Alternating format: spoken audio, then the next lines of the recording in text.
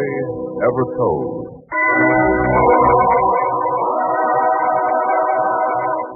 Presented by the United States Armed Forces Radio Service.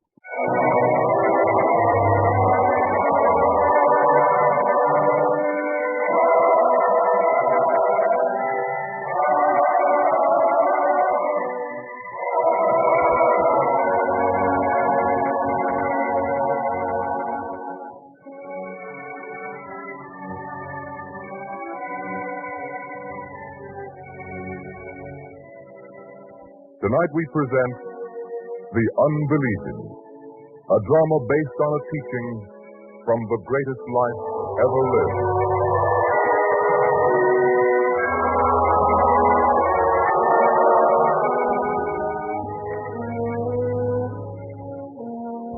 In a Galilean town that faces on the Great Sea, there is sudden activity down at the waterfront.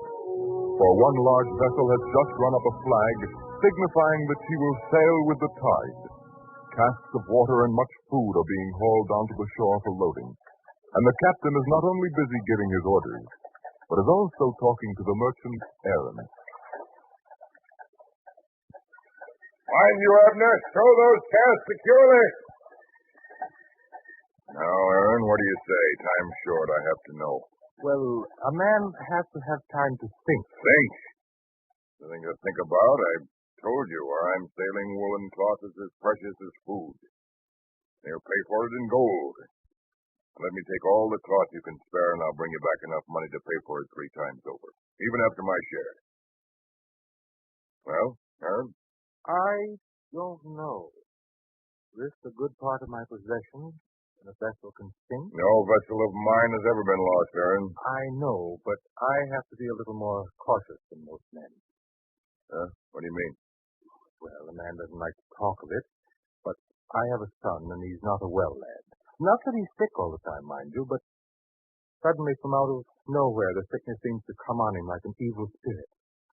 And when it strikes him, he tosses and twists frantically as though he had a struggle going on inside of him, as though he wanted to throw off the evil spirit. Too bad, that.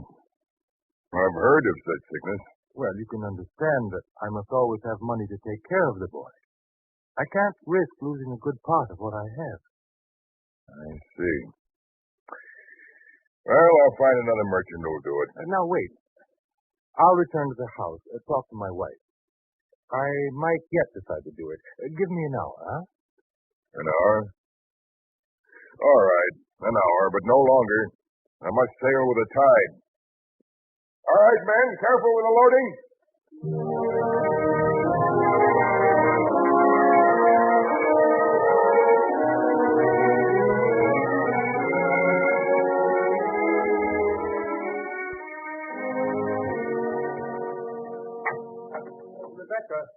Rebecca. Yes, Aaron, what is it? You're out of breath. Is there something wrong? Oh, no. It's just that the time's come to make an important decision. It must be made in a hurry.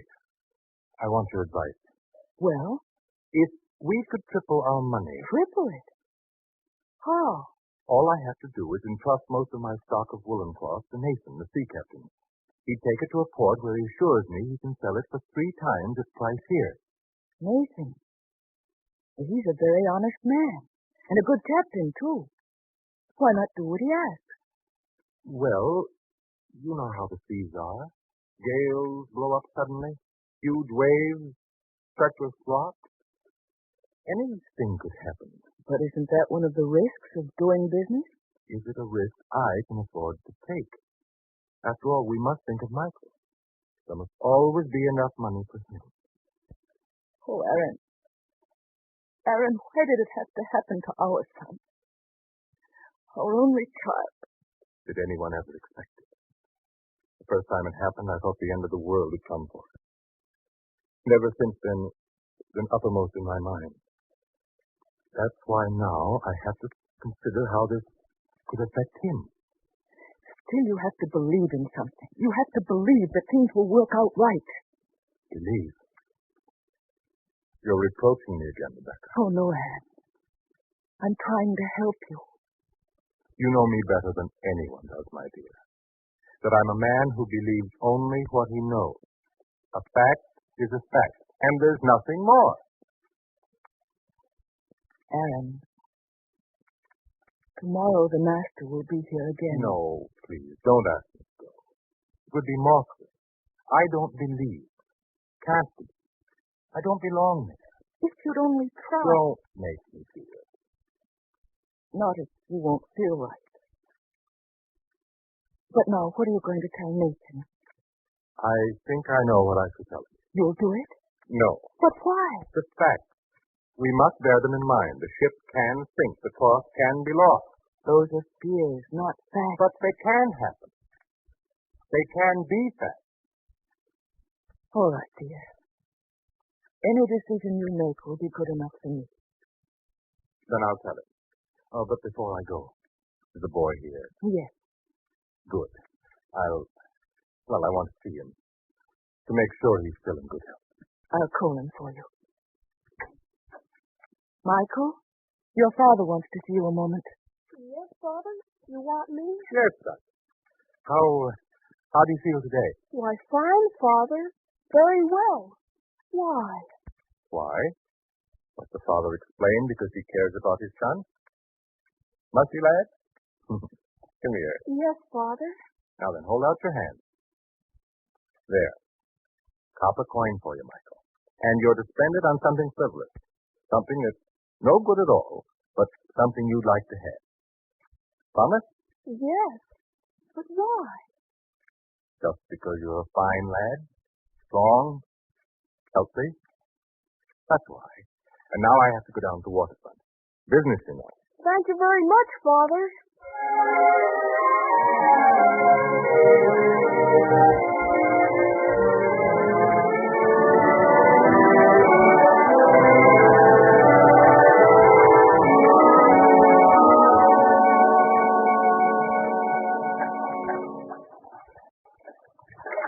Well, Aaron, back I see. Have you decided?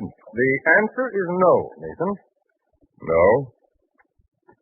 Say, what kind of businessman are you? Don't you like to make an honest profit? The risks are too great. Too many things can happen. Aaron, if I felt the way you do, I'd never take my vessel out of sight of land. I told you before that I know. But still, if a man does his job right, he has to have faith that everything else will turn out well. If a man doesn't believe in that, he just doesn't believe in anything. And if a man can't believe in anything? You know, I feel sorry for you, Aaron. Yes, very sorry. But I'll find another merchant who will take the risk with me. Wait, No. No, you'd better find another merchant. I will. Samuel, perhaps, is a smart man. He'll know a good thing when he sees it.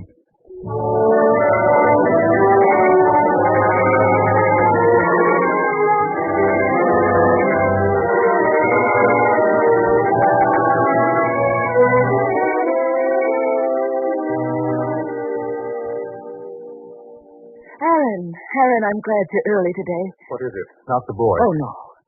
Samuel has just come by to see you. He's in here. Samuel? Oh. Please, dear, at least be polite about it. Of course. Well, Samuel, good to see you. I must congratulate you on your good luck. The best transaction I ever made. You know, Nathan said 3 times the price. Actually, it was more than that. So I understand. Suppose you think I'm a fool for passing by the opportunity. Not at all. No one of us makes the right decision every time, but I thought you might be interested in something new. You see, that one transaction has convinced me there's a great opportunity, so I decided to put in my money, with several others, of course. We'll assemble a fleet of ships, say 4, to begin with, and we'll carry on trade with our own ships and our own goods, and Nathan will run it all for us. How does that sound to you? I wish you the best of luck, Samuel. Wait, you don't understand. We'd like to have you in with us. You want me to join with you? Of course. You'll do it, won't you? I'm not a man to rush into things, Samuel. I'll have to think it over. Of course. Tomorrow, then? Well, we'll see. Yes. Let us know when you decide, Aaron. Goodbye. Well, Aaron, it sounds fine, doesn't it? I don't know. One man among many. Don't you see what that means? I won't really have control over my own money. But if you can all make more money together than you can singly, isn't it worth it? But to let others decide what to do with my money, I don't have faith in others. Oh, I see. Understand, I don't say they're dishonest. But men are a little more lax with money that's not their own. You mean you're not going to do it? I mean, I won't jump at it. I'll think about it.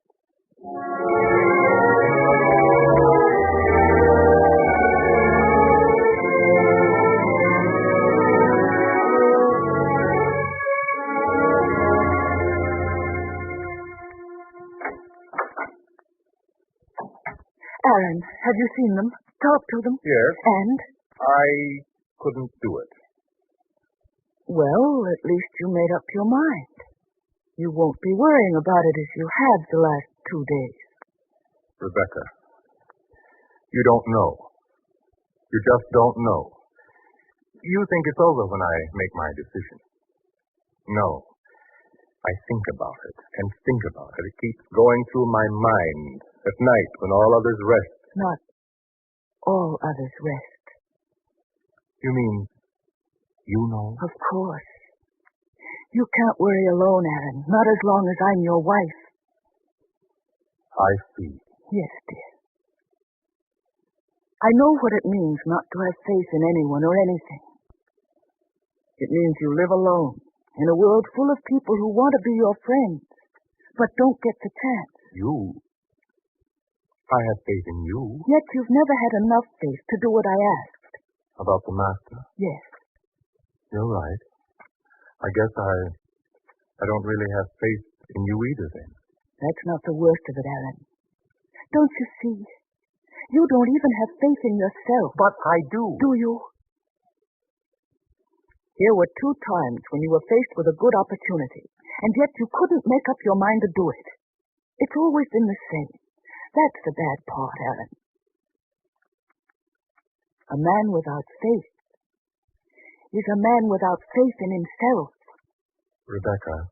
Yes, Aaron. Do you hate me? No, Aaron. But I do pity you. And I want to help you.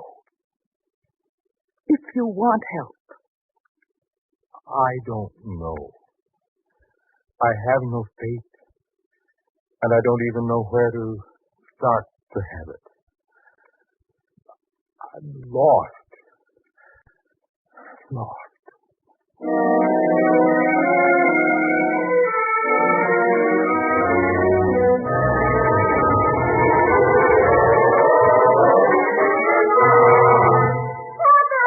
Michael? Aaron, did you hear anything? Huh? Did I He hear? called out. We must go to him. Michael!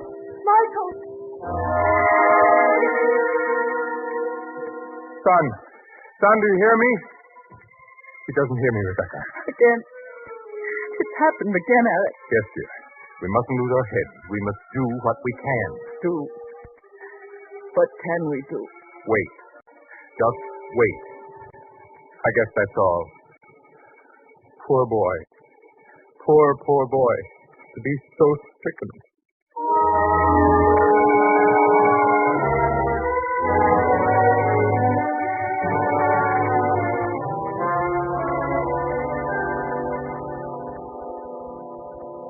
Son, this evil thing will pass.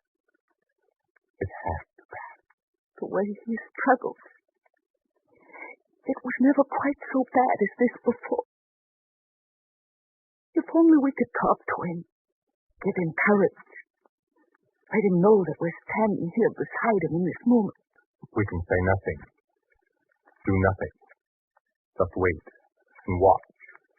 And pray. I wish you would, Rebecca. And you? I'm lost for time like this. It's the price of not believing. You pray, my dear, for both of us.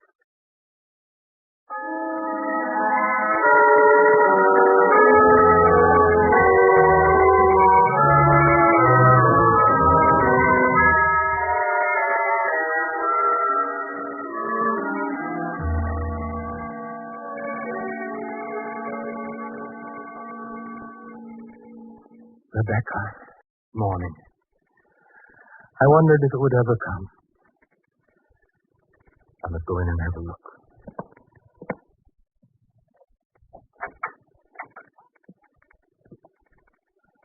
Oh, son. Son, I could never say this to you if you were listening. Never. Maybe you wonder. Maybe it goes through your young mind sometimes, and I can't tell. You'd have a right to ask. You'd have a right to say, Father, can't you do something for me? Can no one lift this curse from me? Yes, you could ask that. And what could I say? Only that I've done all I can. But there doesn't seem to be anything that can help. Aaron. But Aaron, you heard. Yes. I'm sorry. Haven't I thought the same many times? I guess there are some things a man should never say. He should never say he's done all he can. Haven't I? No, dear. So many physicians, they've all said the same, done the same. Say they're sorry, shake their heads. I wasn't suggesting that you take him to another physician. Oh. I know what you mean now. Yes. The master. You want me to take him? A man who doesn't believe. You could, if you wanted. No. You don't really understand what goes on inside me. There are times... Mother? Michael. You're here. And you too, Father. Yes, Michael. We're here. Only waiting for you to wake up, son. See? Look out there. It's morning. You've just awakened. It was a bad night, Father. You must have dreamed it. It came so suddenly.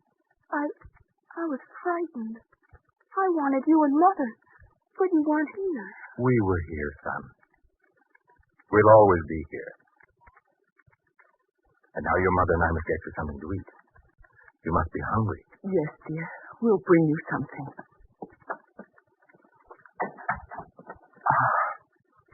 Is better. Only for the moment. You know how it's been before. Yes, I know.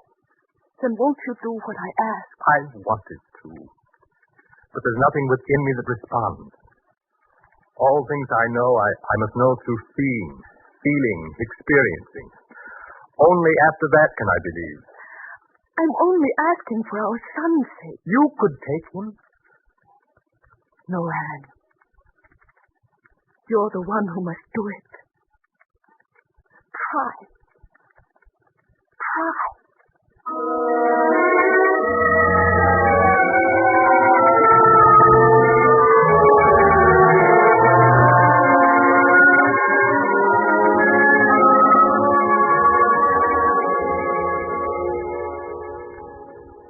Rebecca, he doesn't look well again. There's that look in his eyes. I'm afraid it's coming on again. I know. So we must wait the next weeks in dread that will happen once more. And because you have no faith, we do nothing, not even for our own son. Perhaps rob our son, too. Oh, I've thought about it. But there's still something missing in me. Perhaps if we started out, the three of us, on the road it might come to you, the ability to believe. We could find him. We could talk to him before this dread thing struck Michael again. Do you think so? We could at least try. For our own son. Oh, Aaron. Aaron, give him his chance before it's too late. The next time he may die. Please, Rebecca, don't cry. This time I'll do as you say. For the boy's sake, we'll go.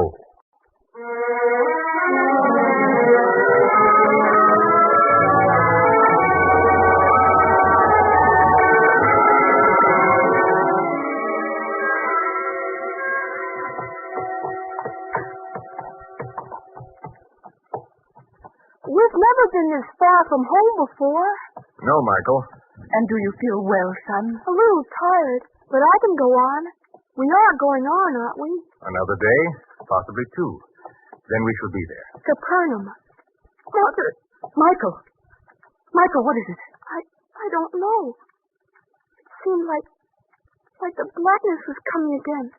Mother, and... I have him in my arms. There. We must set him down to rest a while.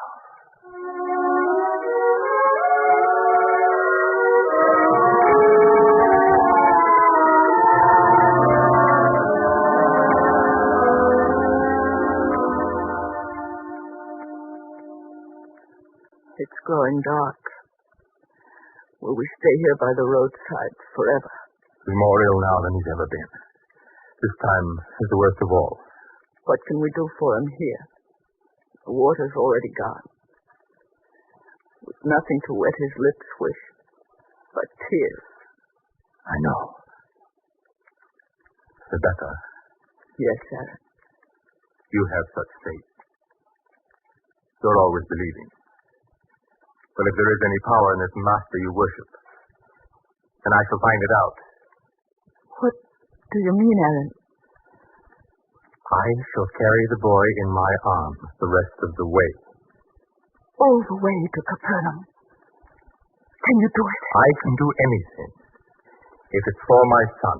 It means traveling all night. I can do it.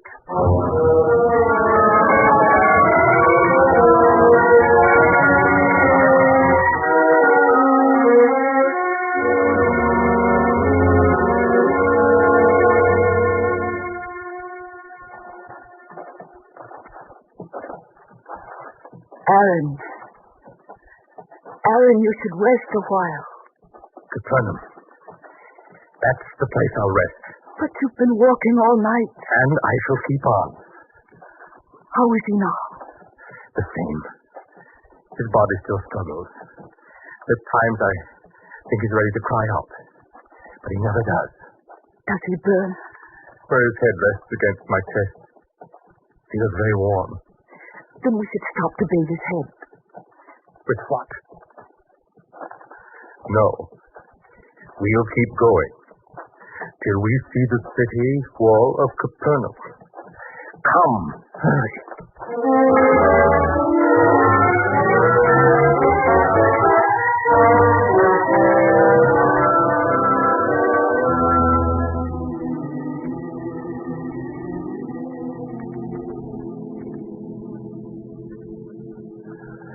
Well, Rebecca, is this the place?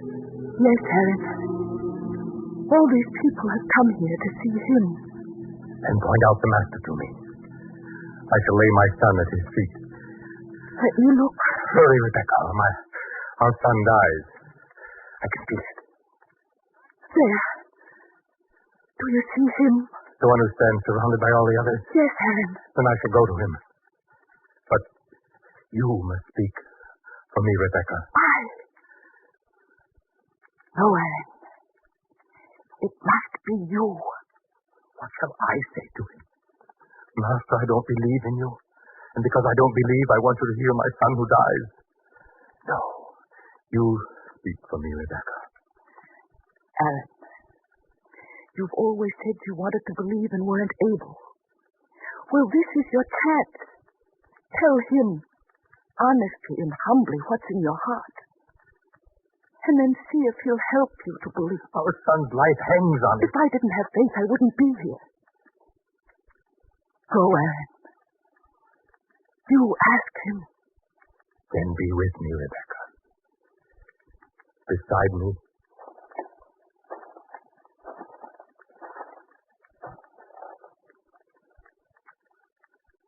Master.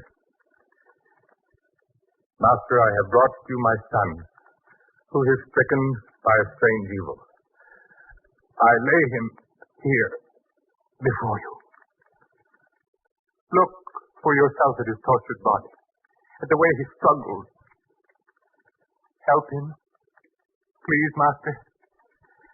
Cure him that he shall be free forever of this cursed illness.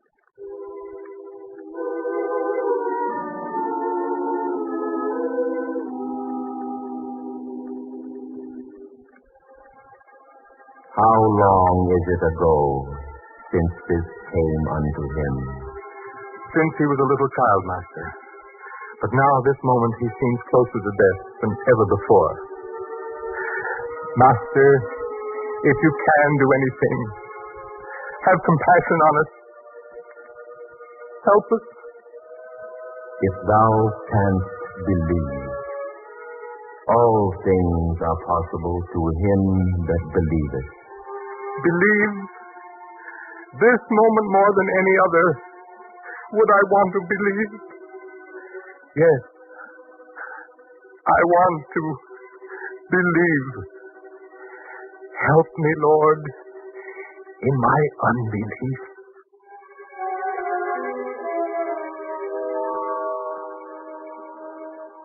Thou spirit, I charge thee, come out of him, and enter no more into him.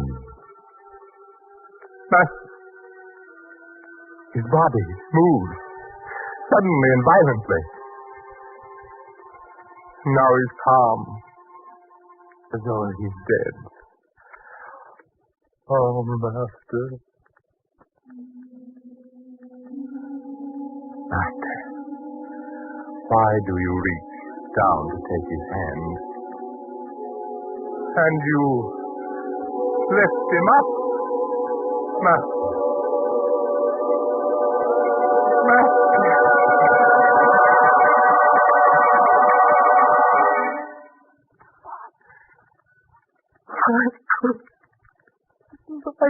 My son. Yes, Father.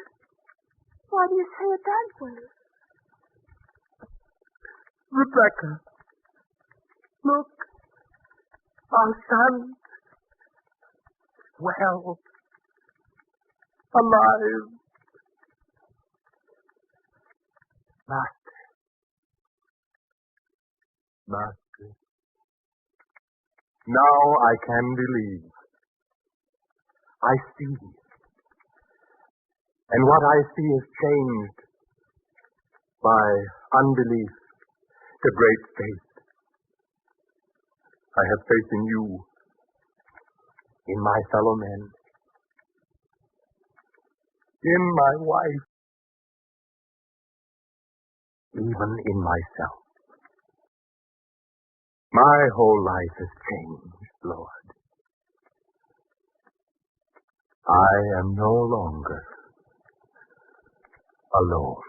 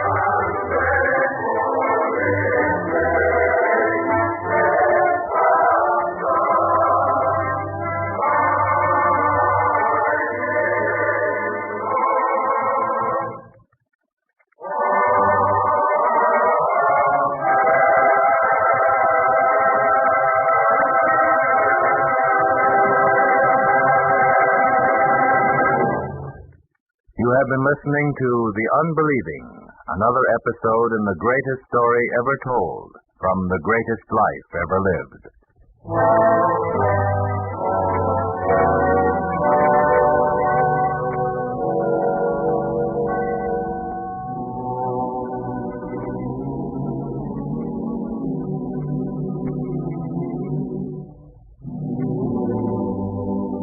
The Greatest Story Ever Told was a presentation of the United States Armed Forces Radio Service, the voice of information and education.